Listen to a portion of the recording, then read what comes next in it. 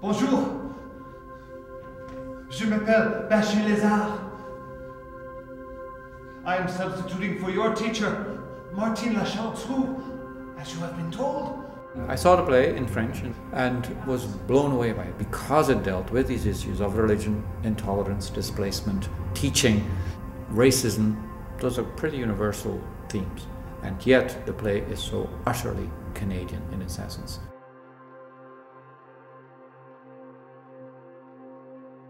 The play is about a substitute teacher who is from Algeria and is living in Montreal, and he comes to substitute a class that has experienced a traumatic event at their school. But the plot is also about his own trauma and how these two worlds kind of start to intermingle and overlap.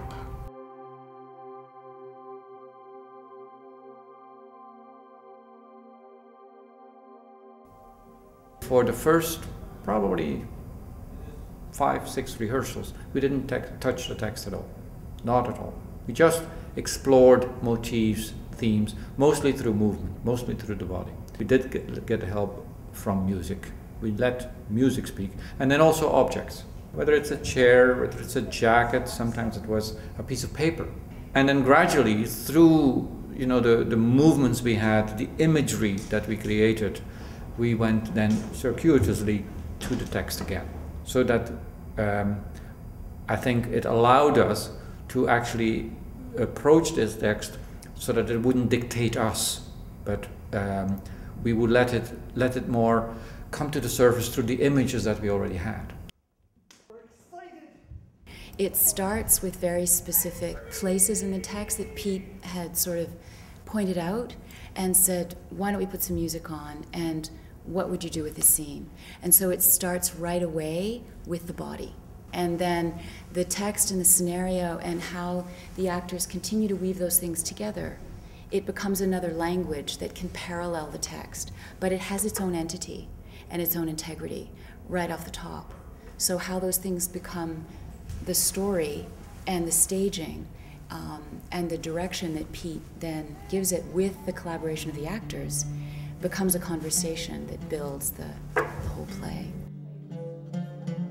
The physicality was integrated throughout, rather than us being in a situation of realism or a realistic scene or a naturalistic scene and then shifting into a physically expressive or expressionistic scene.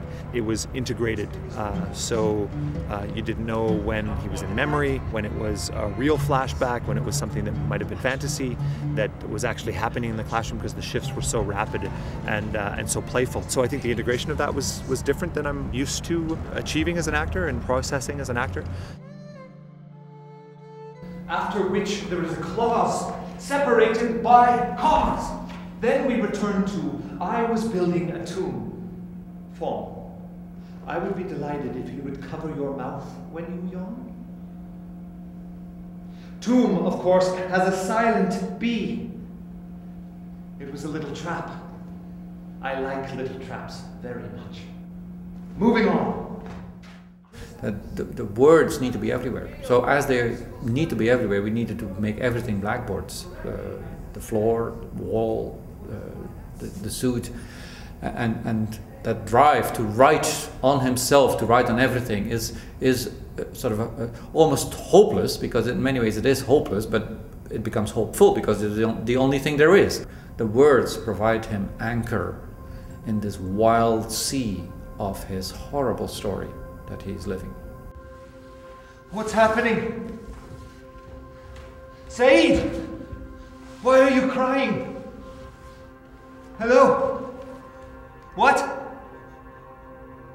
Why when I need my courage now? One more time? All right, but it's the last time. Go ahead, talk!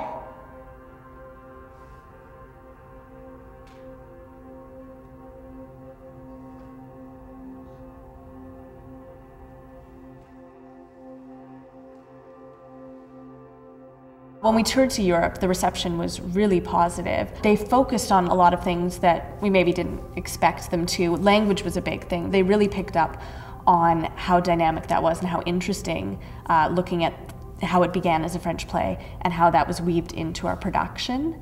Also the issues of tolerance.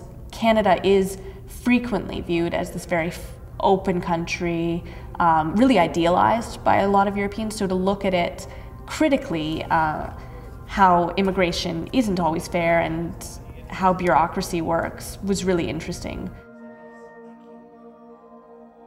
Bashir is a mystery, he's an enigma. There's all kinds of stuff going on deep below the surface. He's struggling with a lot of grief. It was mining the wealth of that emotional experience that I found incredibly invigorating. Bashir Lazhar is on the move, and he's also stuck. I think it's that paradox that people relate to. There is a root there. He comes from somewhere, but he's been uprooted. Can't go back. He's on the move, and he's stuck. And I think that's very much of our time. I don't want to be stronger.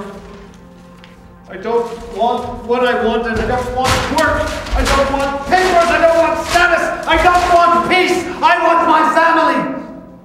Scared, shaking, sick, sweating, aching with migraines. I want my family. I want them so I can pretend one more time to pretend.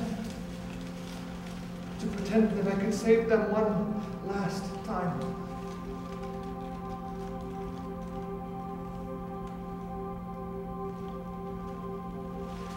Not emotional, you know.